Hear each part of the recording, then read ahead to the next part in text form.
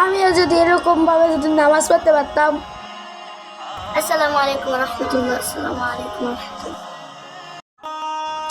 বন্ধুর কাছে যেতে হবে, নামাজ কিভাবে পড়তে হয় জানতে হবে।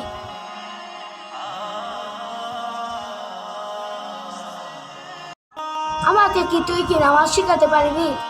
না পারবো না। আমি যদি মায়ের সাথে আসি আমার কি তুই আমার চেয়ে বেশি পাই যাবি। যা এখান থেকে। বন্ধু তো আমাকে নামাজ শিখালো না। কি হয়েছে তোমার? হুজুর, আমি নামাজ পড়তে চাই, আমি নামাজ পড়তে পারি না। আমি একা নামাজি বন্ধুর কাছে গিয়েছিলাম, সে আমাকে শিখায়নি। সেই ব্যাপার, তোমার নামাজি বন্ধুকে ডাক দাও আমার কাছে।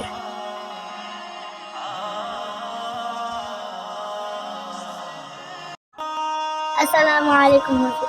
তোমার সালাম। তাকে নামাজ পড়ানো শিখাওনি কেন?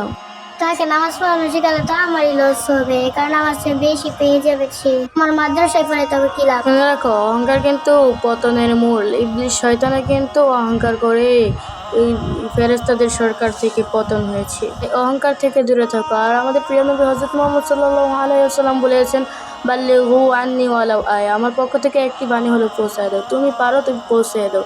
তুমি তাকে নামাজ পড়ানো শিখিয়ে দাও, তবে তোমারই লাভ। তুমি এই কালে যদি সব ঠিকই পাবে, ঠিক আছে। তুমি যদি এই কালে যদি কোনো লাভ না পাও, তুমি পরকালে লাভ পাবে। বুঝতে পারছো? এখন তুমি নামাজ পড়তে শিখাও তাকে, ঠিক আছে? তোমারই লাভ, তোমার লসের জন্য বলছি, তোমারই লাভ।